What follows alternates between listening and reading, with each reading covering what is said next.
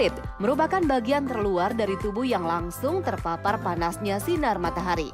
Saat berada di luar ruangan, seringkali Anda mengabaikan panasnya sinar matahari dengan tidak menggunakan topi ataupun sunscreen.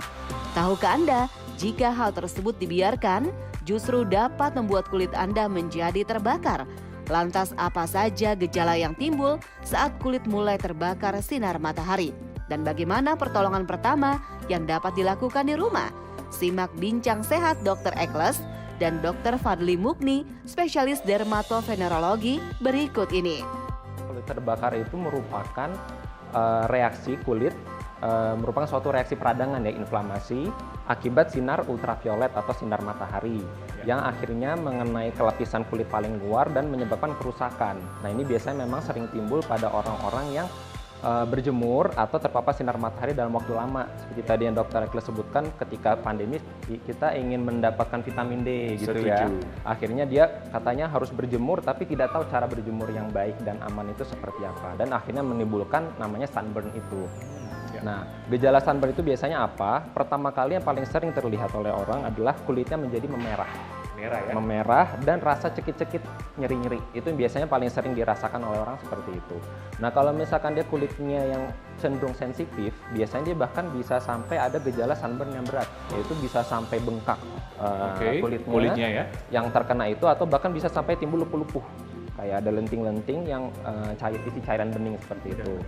Kalau yang udah sampai berat lagi, bahkan bisa sampai ada gejala yang tidak hanya mengenai kulit saja, tapi bisa mengenai seluruh badan. Seperti ada gejala-gejala seperti flu, bisa demam, mual, sakit kepala, lemas, dan yang lain-lain. Itu bisa sampai seperti itu. Lalu kalau misalkan nanti dia sudah lama-kelamaan nih, seiring dengan beberapa hari setelah terkena sunburn itu, dia bisa sampai kulitnya mengupas. Udah mulai ketika dia kulitnya itu berusaha melepaskan sel-sel kulit yang rusak karena akibat kerusakan sinar matahari, akhirnya dia mengupas dan timbul rasa gatal akhirnya. Nah, jadi justru biasanya gatal itu timbulnya di akhir-akhir nih, setelah beberapa hari. Awalnya merah dulu sama panas. Apa sih yang perlu kita lakukan pertolongan pertama di rumah sebelum kita ke tenaga medis? Baik, jadi kalau misalkan ada yang terkena sunburn, yang paling pertama bisa kita lakukan adalah harus segera pergi dari area yang ada sinar matahari itu. Jadi langsung masuk ruangan atau langsung mengambil tempat yang berteduh. Yang pertama. Lalu setelah itu kita bisa menyiram daerah yang terkena sunburn itu dengan air yang dingin atau air yang sejuk. Hindari jangan menggunakan es batu. Ya. Atau kalau misalkan mengenai wajah dan sampai seluruh badan, boleh mandi langsung nggak apa-apa. Nah, itu yang jadi pertanyaan. Mandi bisa ya? Mandi nggak apa-apa, tapi asal jangan air es. Jangan air es. Jadi air sejuk nggak apa-apa, dingin, karena kita tujuannya kalau misalkan sunburn, kita ingin menurunkan suhu kulitnya. Jadi kita memang harus langsung mengoleskan atau menyiram dengan air yang sejuk. Atau bahan yang sejuk.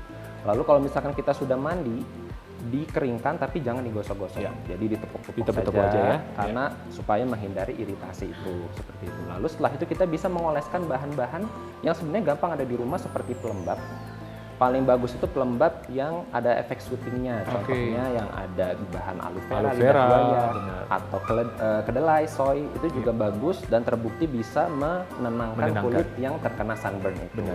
Lalu kalau misalkan kita sudah melakukan itu semua, kita menjaga jangan sampai lebih parah ke depannya, yaitu tadi jangan mengelupas, jangan memecat lupu-lupuhnya. Kalau misalkan ada lupu-lupunya jangan dipencet. Kalau misalkan memang terasa sakit sekali, sangat mengganggu, boleh ditambah bantuan dengan obat-obat anti nyeri seperti paracetamol atau bahan-bahan anti radang yang lain, itu nggak masalah. Jangan lupa juga kalau orang sunburn itu dia risiko terjadi dehidrasi. Karena airnya itu menguap mengarah ke area yang iritasi itu, menguap, dehidrasi, jadi harus banyak minum air putih. Tapi bukan digelonggongin ya langsung banyak, itu bukan. Jadi tapi harus banyak berkala minum air putih supaya tidak dehidrasi. Betul. Lalu kalau misalkan dengan itu semua masih ada kendala, masih ada gejala tidak membaik, harus segera berobat ke dokter.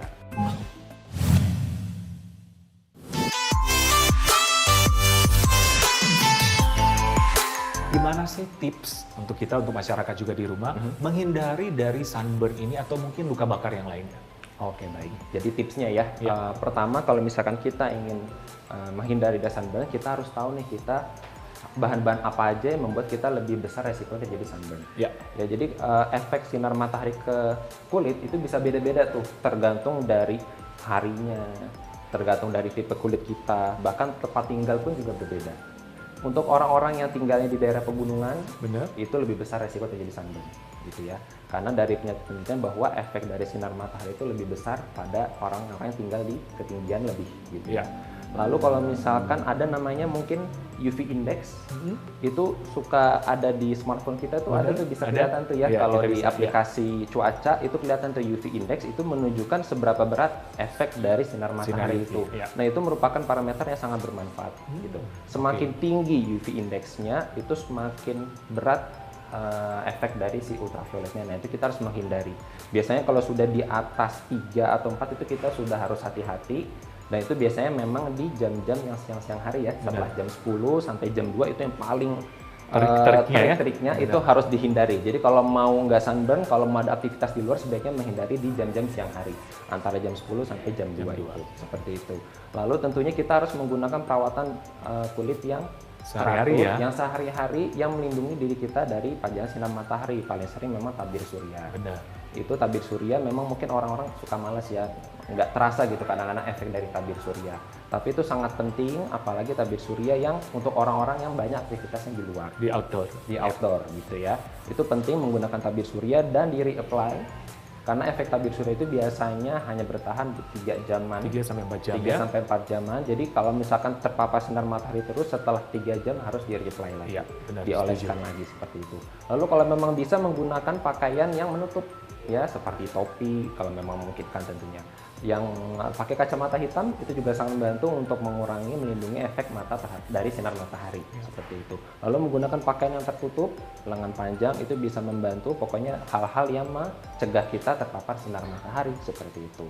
Dan kalau misalkan memang punya kecenderungan terjadi sensitif atau fotosensitif tadi, nah itu harus berobat ke dokter karena perlu penanganan yang lebih intens. Benar. Gitu. Terutama saya pernah beberapa pengalaman untuk anak-anak yang ada kelainan genetiknya. Ada kondisi kelainan genetik tertentu yang membuat kulitnya itu sangat sensitif sama sinar matahari, bahkan bisa ratusan kali lipat. Kalau ada seperti itu harus segera ditangani oleh dokter supaya diajarkan bagaimana cara melindungi sehari-hari. Ya, karena ini memang berhubungan dengan nyawa juga. Dokter, terima kasih banyak. Ya, terima Informasinya kasih, sangat dokter. menarik dan saya yakin bermanfaat untuk masyarakat di rumah. Amin. Oke dokter, dan pemirsa di rumah, sekian dulu berbincang sehat kita kali ini. Saya Dr. Ekles bersama dokter Dr. Fadli Aulia Mukni, MSc, SPDV. untuk Hidup Sehat Plus.